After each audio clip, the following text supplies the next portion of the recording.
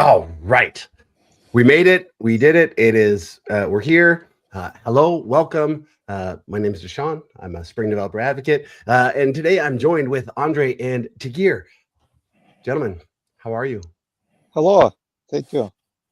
We are great. And where are you joining from? Tagir, you are in Munich? I'm in Munich, in Germany.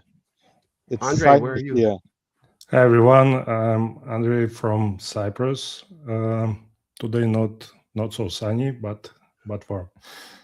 Fantastic. The sun hasn't come up yet. It's still bright and early. Not bright. It's still early. It's before the bright starts here in Kansas City, Missouri. So welcome. I'm glad. This is fun. IntelliJ's had some new releases, and that's exciting. And I got to meet Andrei at Spring One, which was fun. I had a presentation on JSpecify and the new things that were done in Spring Framework 7 and Spring Boot 4. Basically, we said, hey, we want to have this support for nullability. And we leveraged JSpecify before. We had some of these features. It wasn't across the whole portfolio. And yeah, with this latest set of releases, we added JSpecify and support for things like nullaway. And that may interrupt you a bit. Of course. From that days, Spring Boot 4 also was released, and Spring 7 as well. And yesterday was an amazing session with Spring engineers on our channel, and today we coming to this session. There we go. Fantastic. So yeah, if anybody wants to watch that over on the IntelliJ channel, fantastic. Who did you have there? I think you had Stefan Nicole, Sebastian Deleuze. It was not Sebastian, definitely. Sorry, I not remember every name. No worries. I'll find it. Frank Pashot was there, and some cool guys. Fantastic. Yeah. So that's fun. So today we can talk a little bit more about what it looks like. Yeah. Where should we start? Andrei? Let's start on how I pulled you in at Spring One. Day one, I gave my presentation. It was Sebastian's presentation. I kind of walked through it. It was fun. And you were sitting in the front row, and you had, you had a demo.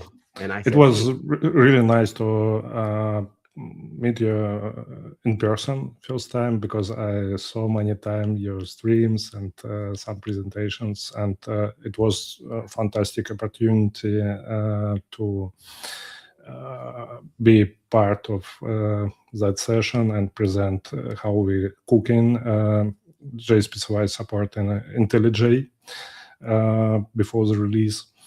But if you allow, I would like to start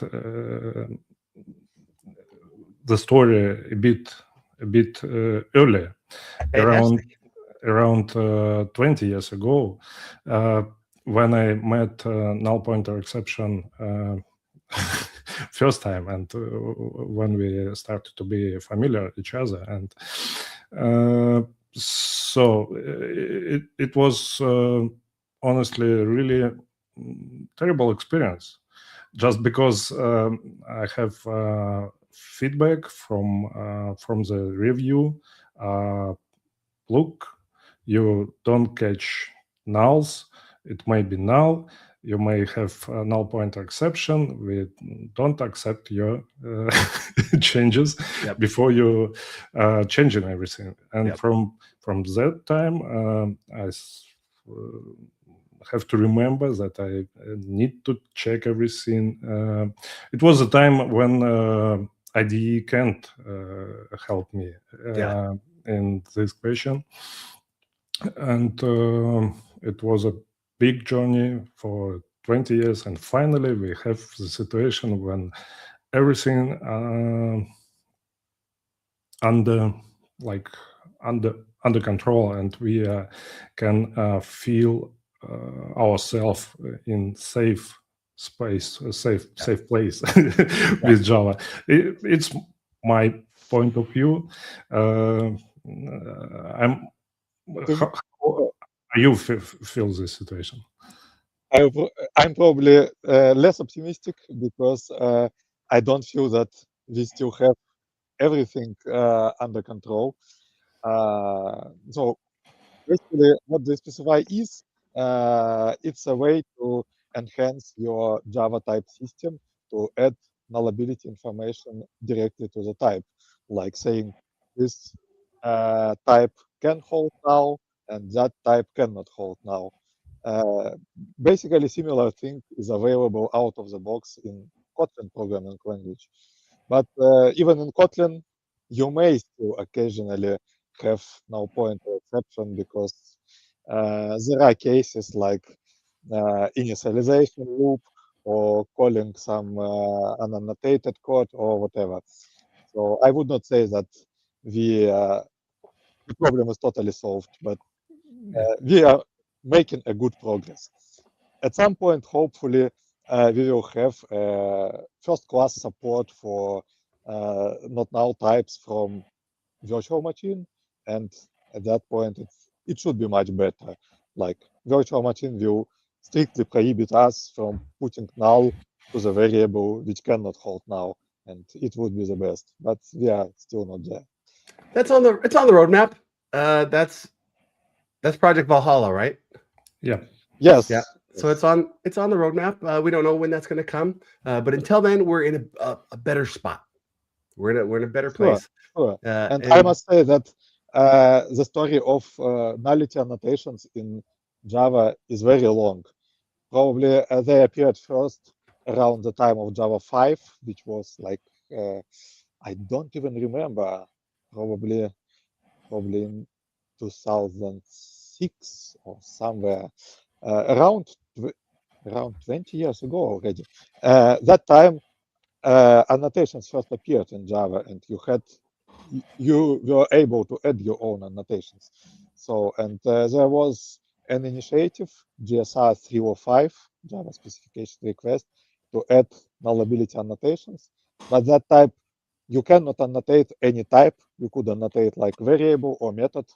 So, for example, you could say that this method never return null, but if the method return list of strings, you can say that this list is not null, but you cannot say that anything about strings inside that list, whether they could be null or not.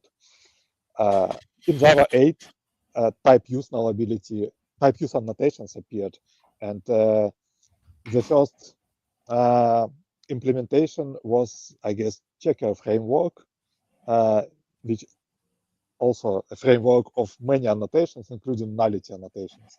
And it added a lot of information to your types, like you could have ranges on numeric types, you could have nullability, and so on and so forth.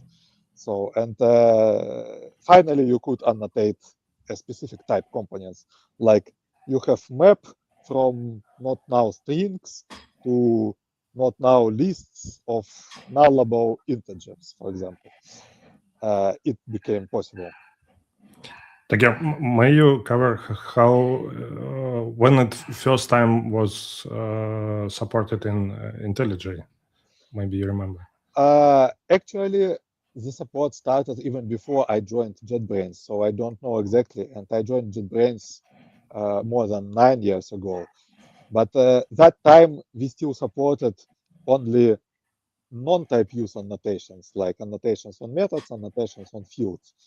And this was really problematic and created a lot of mess, because type use annotations are kind of not quite compatible with non-type use annotations. Like you may have a field whose type is array of strings, and you annotate it like at non-null string and square brackets. What does it mean? From before type use world, it means that your field doesn't contain nulls, but the array inside that field may contain nulls. In type use world, it means vice versa. It means that we don't know whether a field is nullable or not, but the array cannot contain nulls. And it's totally confusing. So basically, if you move from non-type use annotations to type use annotations, you have to modify your source code at least for arrays. There are some other non-trivial places, but arrays is the most painful. And the thing is that people still don't understand because it's extremely confusing.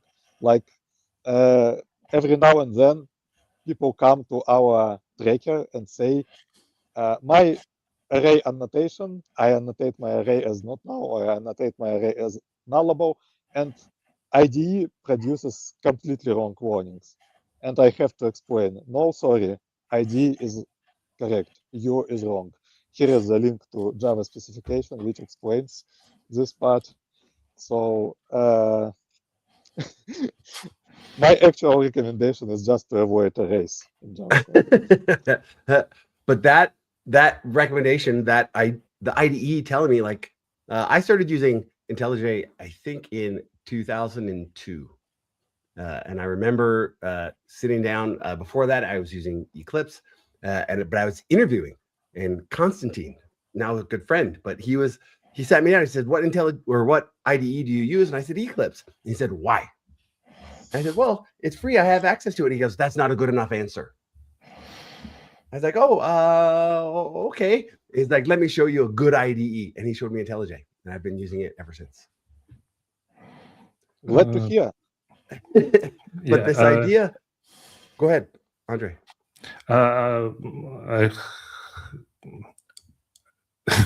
So I trying to say that actually I'm still using Eclipse time to time. Just on you. Why? Just joking. One of the reason it's compare what we have actually in IntelliJ and found the ways how can we improve user experience for IntelliJ. And I would say thank you also for Eclipse developers. At least when we have one more IDE on market, we have like hope for the future. Just because if we have no Eclipse tomorrow, only VS Code forks will be presented. But currently we have not only editors for that can support somehow working current flow for working with code with AI, like vibe coding, but also IDEs. And we're sure that developers still need IDE as a thing. But I would like to say that returning to no, don't. Okay. That's free demo. Just saying, she uses the Eclipse as well. She just don't take it away from me. Yeah, I would like to say that currently with JSpecify, I think we have much more better situation just because JSpecify it's not only for annotations. Someone might ask why we need one more set of for annotations, but because JSpecify provide really mature specification for this. And currently, Tagir might say just look to the specification, everything works correctly. Or not. Or not. We can. In fact, I remember I was at the beginning of JSpecify project. It started somewhere probably in Mountain View in California. And it was definitely before COVID. I don't remember, probably it was 2017. It was mostly endorsed by some great people from Google. and other organizations also joined. And you may ask why it took like, I don't remember, 6 or 7 years to bring us like 3 or 4 annotations, a package which is just probably a few kilobytes of size. But the real contribution of JSpecify is the specification, because there are huge number of corner cases, especially like type system in Java is quite complex. It contains wildcards, it contains capturing, it contains inference, it contains like type parameters with upper bounds, with you may have wildcards with upper and lower bounds. You may have intersection types like something extends foo and bar, for example. And you have to specify how nullability will be handled in every single case like this. And it's really complicated job. That makes sense. And JSpecify as an organization, there's lots of members. I'm reading here, or I went to the link there, jspecify.dev, and JetBrains is there, Google's there, Meta, Microsoft, Oracle, some companies that you might have heard of, and Broadcom, right? Like there's a big group, but I think there's only 4 annotations, right? That come out of that spec. I think yes, there is nullable annotation, non-null annotation, null marked, and null unmarked. Usually you actually need only 2. You need null marked and nullable. Okay. The 2 remaining ones you may need only rarely. So basically the idea is that if you're ready to use JSpecify, you should annotate your code. It could be the whole class, or it could be the whole package, or it could be even a Jigsaw module. If you are using Jigsaw modules, you can annotate it as null marked. And it means that the whole scope which you are annotating is aware of JSpecify annotation. And what's more important, by default, all types don't accept nulls. So you are like in null hostile world. You don't like nulls. But if you need nulls in some specific place, you can use @nullable at that place. Yeah. So that's basically it. Go ahead. I would say that some of similar annotations already was presented in some sets of annotation. For example, in Spring provides also the nullability annotations. JetBrains provides, and but something changed with JSpecify. Currently, JSpecify provided by the library that adopted JSpecify as transitive dependency, and when you just updating your dependencies, you will have JSpecify in your class path, and it's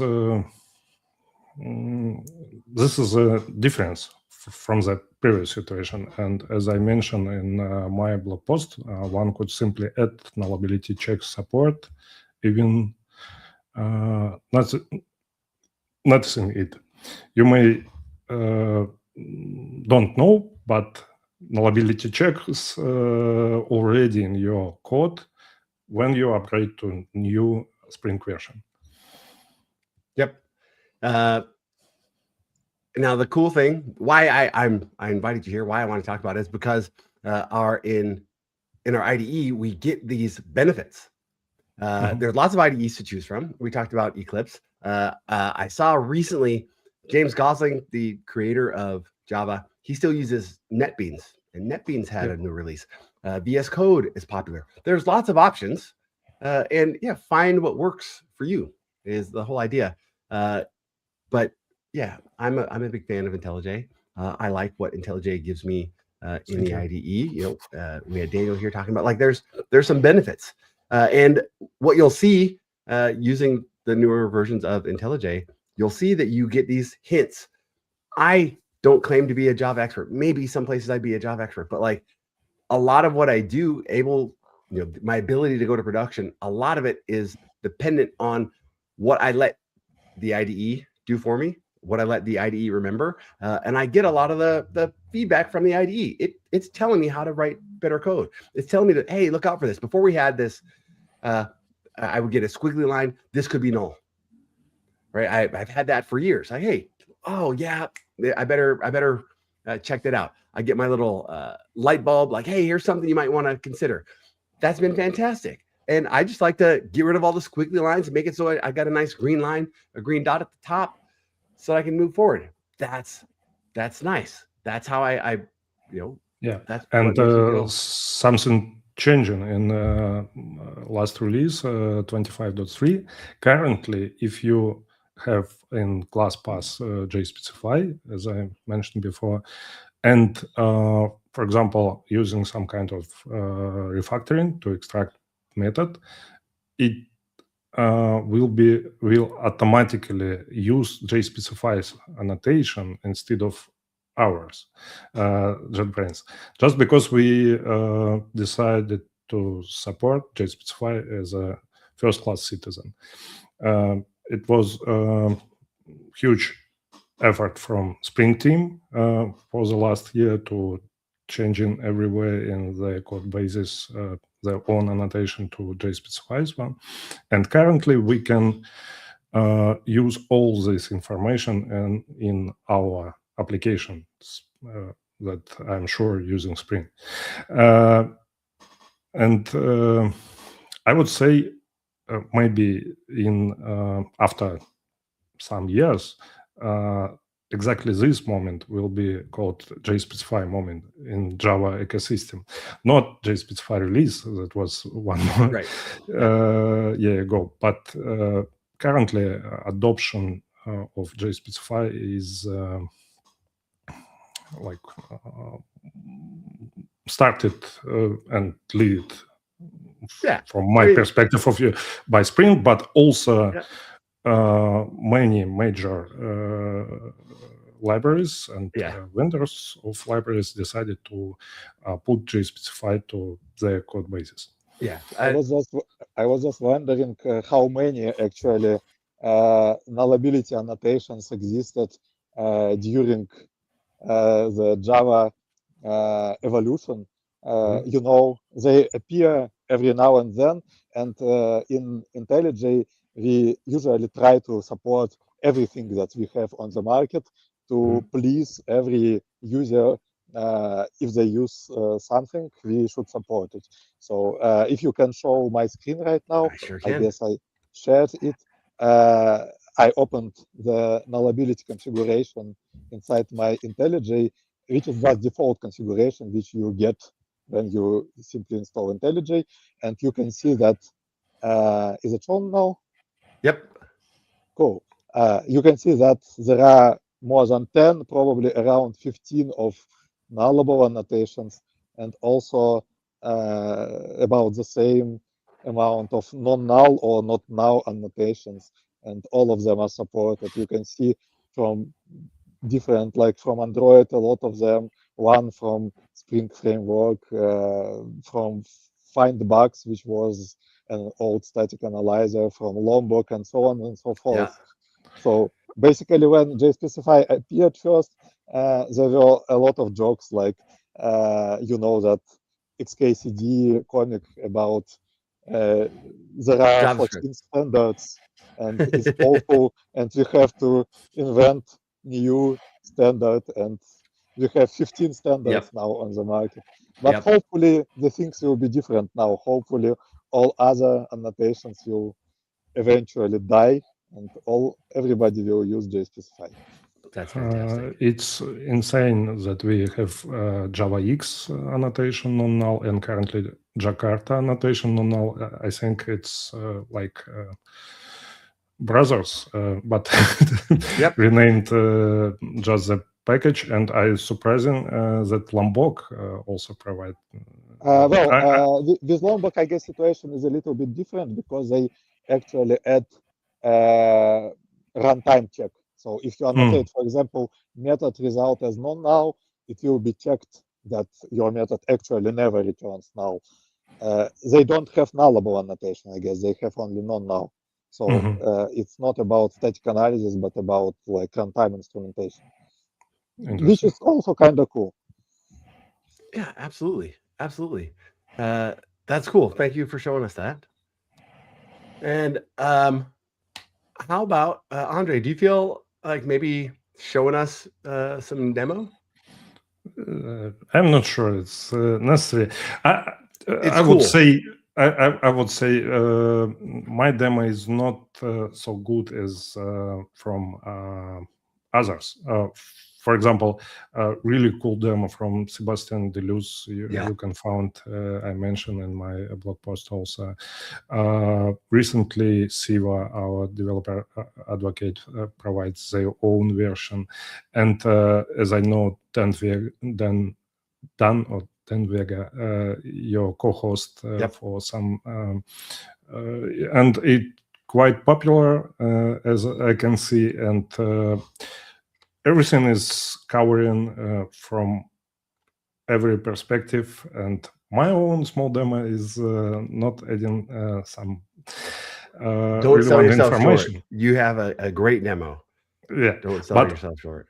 I would like to add one more topic to our discussion, just because absolutely we have a situation when we marked our code with annotations. We have great support in IDEs. I hope it will be in every IDEs, like in some time. I saw the requests to provide the same support as we have to other IDEs, and it's great. But we also need something on CI/CD side.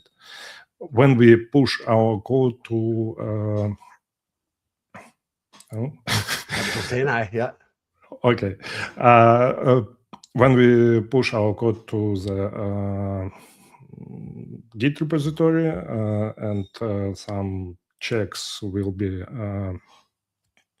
made on that side, we need to show exactly the same situation that provided by the ID. For example, if we not see some relevant warnings, but it will appears on our CI/CD, it will be like a bit annoying, I would say. But fortunately, we have some tools that also can help us, that they provide some static analysis possibility based on our code and configuration of build tools. I have one example like Nullability currently in mind, but it's also Tagir may mention more, just because he also author of some tool, spot bugs, as I remember, if I remember the name correctly. But I would like just add this topic, and yeah. I contributed a little bit to spot bugs, but it was many years ago. So, and stopped currently. But currently we have, for example, Nullability. And if we put Nullability to our build script, we can see that we have a different situation from the perspective of IDEA and from the Nullability perspective in log. And we trying to resolve this issue also, just because if we have a different situation, what is the source of truth? You may like postpone some warnings from the IDE just because not now, but if it will be like error on your build in CI/CD, you can. So and from other side, if you put like null away dot init suppression warning as Spring documentation recommending, IDEA may still say you have warning here, you're just suppressing something for null away, not for us, just because this part is not covered by the specification, and you may suppress warning what you would like. So in current release, you may be surprised, but if you put null away dot init, IDEA will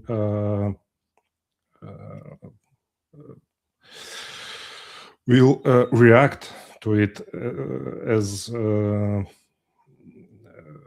yes, it's just suppression ID, like nullaway.init. We just supported it.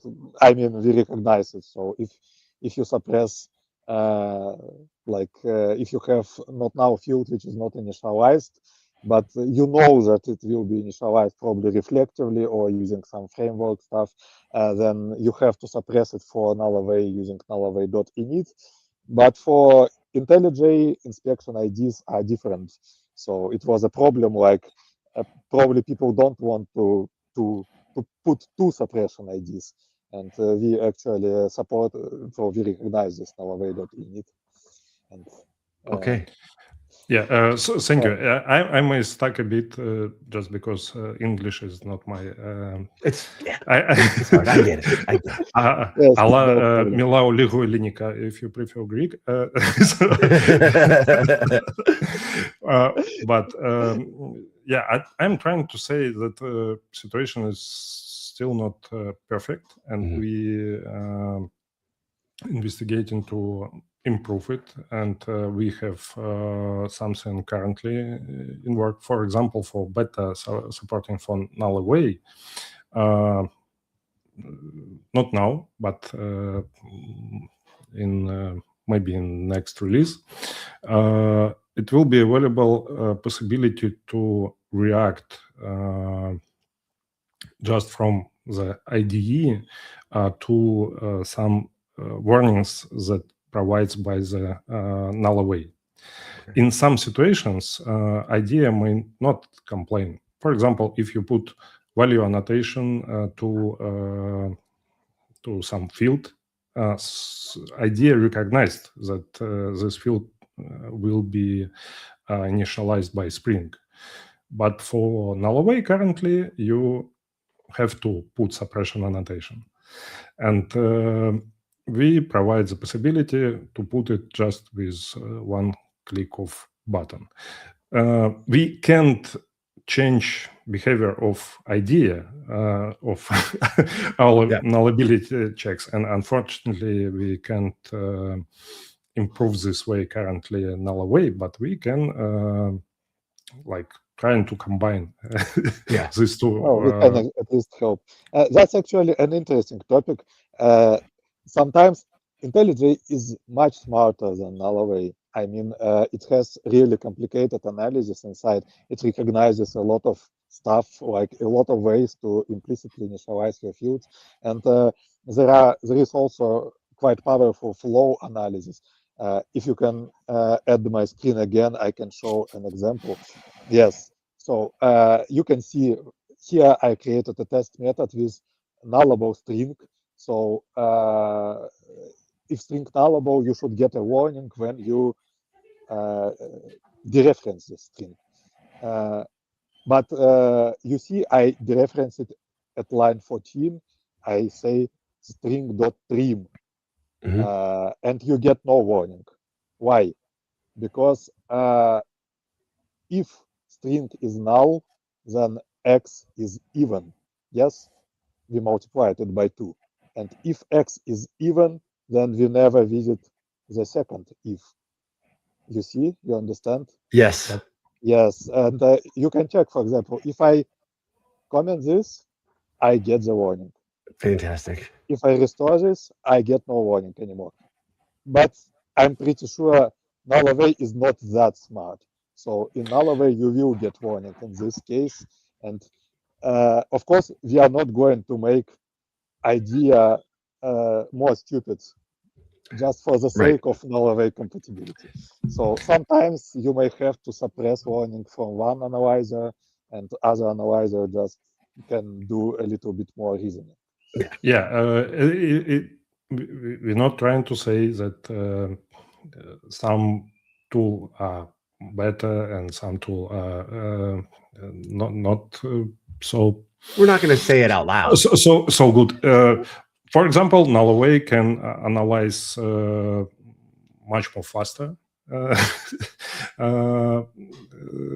source code, and this is a point. That's why we are using it for analyze whole code base. It works in a bit different way. It triggering when you put null marked annotation on the package level, but we're trying to provide a smooth experience. Just because I would like to provide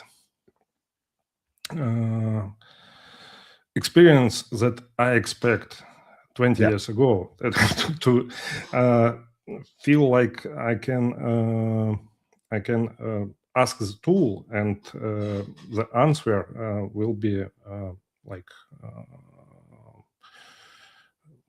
make me the proof that I'm correct. I'm correctly using this this library and what was intended that I have.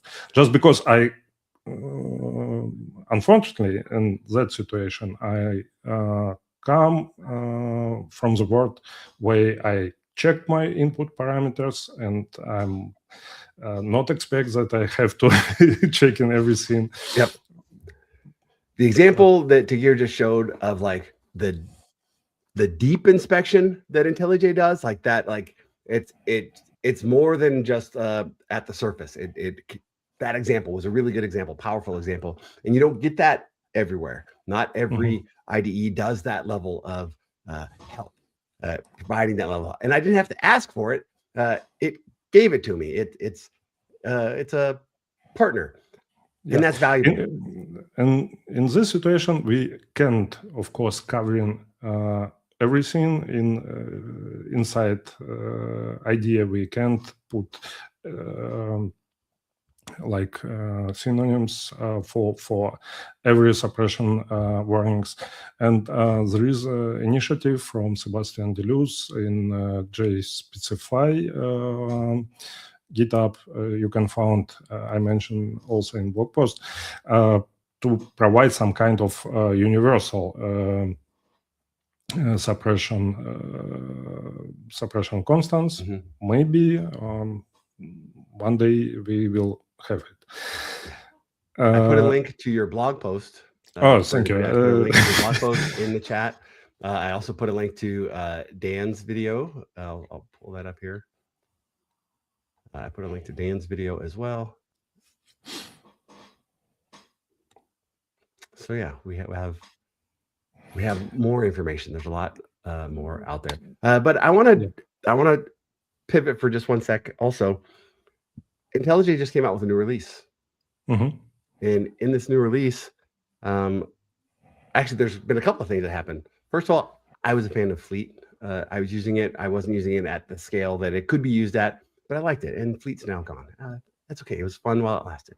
But 2025.3, is that the new one? Yeah, that's the new one. Yes. There's no more Community Edition and Ultimate Edition. We called it Unified Distribution. Unified.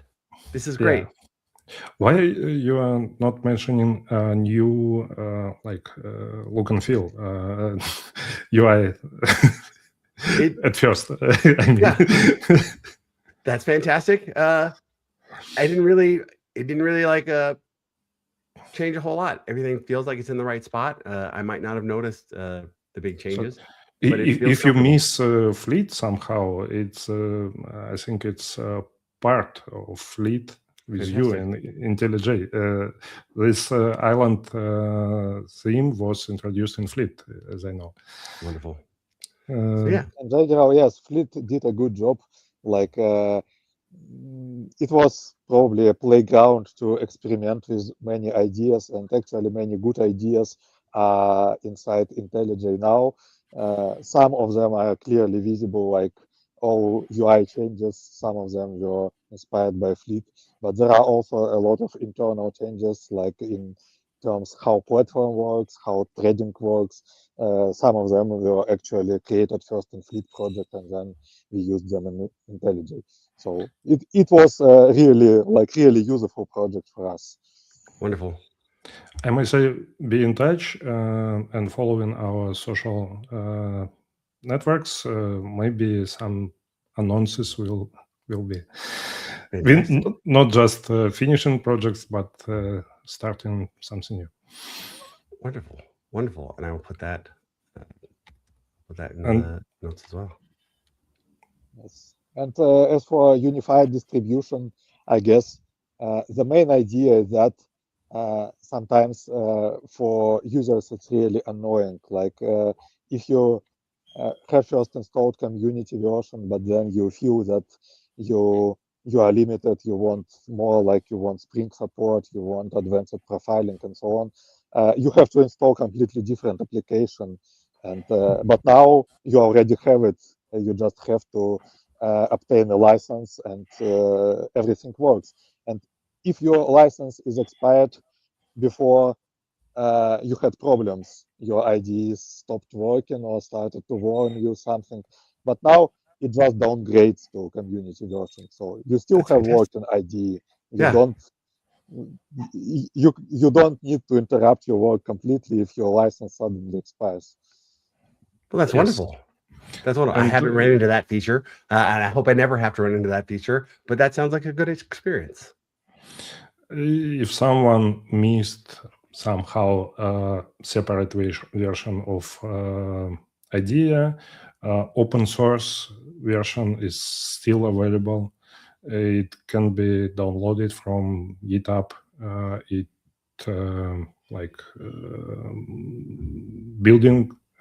Build it on regular basis with GitHub Actions. Yes, and fantastic. It's still the choice. All right, that's wonderful.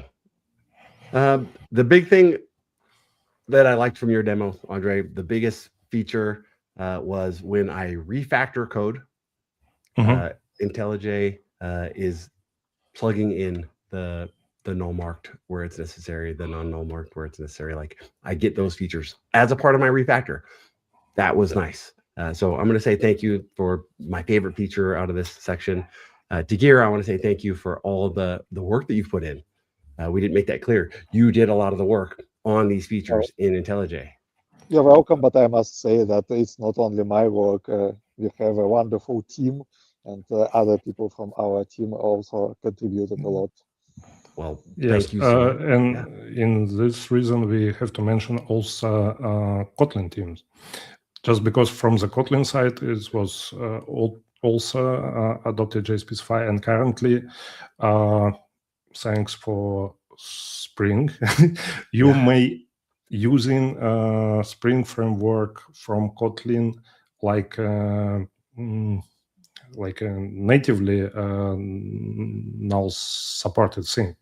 Yeah, you not need to mark everything like before. You not need to add some special compile flags. It just works out of the box. That was a big effort, right? That was the idea, right? Because Spring also supports Kotlin, having a similar experience for both Java and Kotlin. That was a big, yes.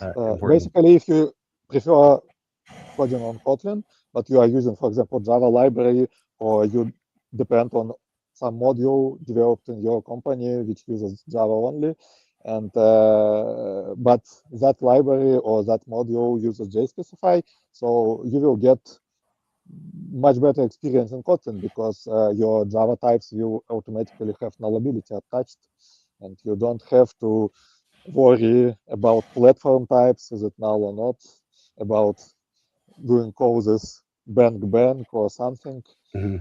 So it's really great. Fantastic. One more thing I just would like to mention. We mentioning that null may produce some warnings. The same situation from IntelliJ side. IntelliJ may produce some warnings that null is not.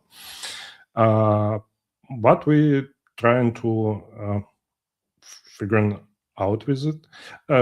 One more time, mention my blog post last one. I described a bit how it was preparing, just because when I demonstrated this part on Spring One, I found that we just noticing that every type that coming from Spring that already marked with JSpecify notation in IDEA said you have to say this one is not null, and we have to put annotation. Currently, not. Okay. Honestly, I think that time that it's like expected. It was maybe to put attention to the user that we bring nullability from Spring, and you needs to be think about it. Yep. But we found better solution, I think. Currently, I will not add every details currently, but thanks a lot to you back I started to think in different way, just trying to show to someone. And also we have this feedback from Sebastian Luz. We working together during preparation this release, some more example from him. And I would like to say a huge thanks for whole Spring team who was involved. It's okay to have favorites. It's okay to have favorites on the Spring team. You know, I go across companies all over the world in different teams. They have a different favorite person on the Spring team. I always compare it to like when I was growing up in my favorite football team or basketball team. I had my favorite player. In different development teams around the world, they have their favorite player. And Sebastian, he's my top 5. Like, he's one of my favorites for sure. All the things that he's touched, all the performance things, all the Kotlin features, he just happens to be touching a lot of the cool stuff that I really get a kick out of. So yeah, big shout out to Sebastian and the entire Spring team. One of the things that makes the Java ecosystem so much, so powerful and why it keeps on getting better is the collaboration, the community being so welcoming and so willing to collaborate and cooperate across the world. That's powerful because I've been in other language ecosystems, and they're not all the same situation with Nullaway. Currently, we're in touch with Manu. I'm also would like to mention it. We not cooking things alone. Finally, we can share our experience internally, discuss something, and this is a way how can we provide better user experience, and that's it. We're moving the language forward. There's never been a better time to be a Java developer or a Spring developer. And humble opinion, if you haven't taken IntelliJ for a spin, give it a chance. Give it a week. Just say, hey, whatever your favorite is, set it aside for a week. Give it a chance. Your example of I use Eclipse sometimes to see what it's like, to compare, to see, maybe it's to validate why I'm using the system that I'm using. But that practice of don't just use the thing that you've always used. There's a real value in trying something else. Either way, trying something else, either to change your opinion or solidify your opinion. But if you're not trying the other things, if you haven't tried NetBeans or VS Code or Eclipse, and you're just saying, hey, this is the best. If you haven't tried the others, your opinion might be not valid. that example, your example, that's a big deal. And I feel the same way. I like to try some other things. I like to get out of my normal path so I can validate it, right? Maybe there is a better way, and I would love to learn it if there is. So yeah, as I know, some members of Spring team still using Eclipse on daily basis. We will not mention. No, we're not naming yeah, but as I know, someone who was involved to this migration to JSpecify have to using IntelliJ and say we can't complete this work if we have no this kind of support. This is a good thing, and I hope we currently providing like the best as we can support for migrating your code bases without pain. And one more thing regarding 25.3 release, I have to mention, at least just because it also some products that are provided by the Tagir's team. We called it command completion. Maybe you know, currently you can see not only regular completion that was with us years, but also the commands in the separate section. Commands mean some actions that can be applied to the code in exact context. For example, you would like to rename something. You put dot, type rename, or change name, just because we are supporting aliases for commands. And it's big thing for me, just because why I prefer Eclipse. I'm not young, and I have some muscle memory for some shortcuts and how it works. But currently, I can interact with IDE like in natural way, and I just typing. I'm not need to found the way how can I put all my fingers correctly to the keyboard to at least not every keyboard currently have functional keys, and we have some other key set depends on platform, or it different in Windows and on Mac. And that's why we not to say about national keyboard layouts, like you never know how many complaints we have from Norwegian users that particular shortcuts don't work with Norwegian keyboard layout. Things that I never would have even like considered, right? Until just now, like all of these things. You have to deal with this. Yeah, that I get it. It's not as easy as it sounds. Even you guys are superstars, and yeah, everybody's a fan. But yeah, I've never had to consider all of You're supporting developers all over the world, much like the Spring team, and yeah, there's some responsibility there to make sure that everybody kind of gets a better experience. So I get it, and thanks for sharing that. That's an important thing. This has been wonderful, gentlemen, both of you, Andrei, Tagir. Thank you so much for just coming in and hanging out, giving us a little insight into the new stuff, and it was an absolute pleasure. Any parting words? Thank you for inviting. That was kind of interesting talk, and I must say that our support for JSpecify is not completely done yet, because there are still a lot of stuff on the table, like some refactorings may work not very optimal way. Like imagine if you move method from now marked class to null unmarked class, what will happen with annotations on method parameters?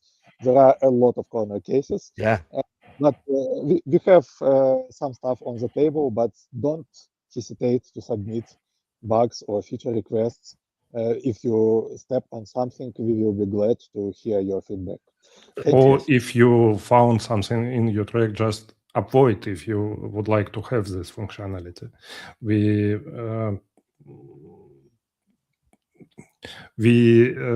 trying to collect this information as a feedback from Feedback the is welcome. user. Yeah. Just because we can't do everything in one moment, AI is still not supporting us in this direction. Maybe one time we wake up at the morning and everything was resolved, but not now. All right. Wonderful. Well, gentlemen, again, thank you so much. And everybody that's watching, thanks for joining. We had a nice crowd, nice interaction. And until next time, we'll see you soon. Take care.